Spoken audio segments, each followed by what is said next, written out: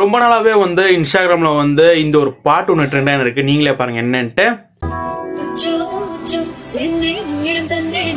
இந்த ஒரு பாட்டு வந்து சில்லுன்னு ஒரு காதல் படத்துல கிளைமேக்ஸ்ல வரும் இந்த ஒரு பாட்டு. அதாவது இந்த ஒரு குறிப்பா இந்த ஒரு லைன் கேளுங்க. கேட்டிங்களா? உன்னை எங்கம்மா சூர்யா தொலைச்சாரு?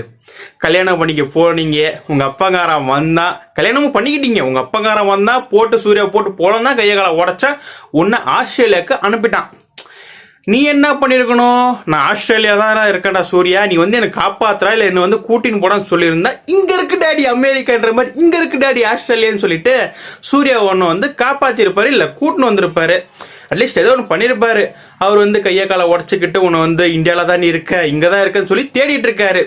சரி, அதுவுமே இல்லாமல் வந்து ஃபேமிலியோட சில பல ரீசன்ஸ்க்காக வந்து அவர் வந்து செகண்ட் மேரேஜ் வந்து பண்ணிக்கிட்டாரு. நான் தான் வந்து சூர்யோட ஒய்ஃப்னு சொல்லி ஜோதிகா சொல்கிறப்ப அப்போ நான் யாருன்னு சொல்லி நீ வந்து கிளைமேக்ஸில் சொல்கிறேன். ஏம்மா இது? நீ பாடின ஆஸ்திரேலியா போயிட்டு ஜாலியாக இருக்க, அவர் வந்து உன்னை தொலைச்சாரு.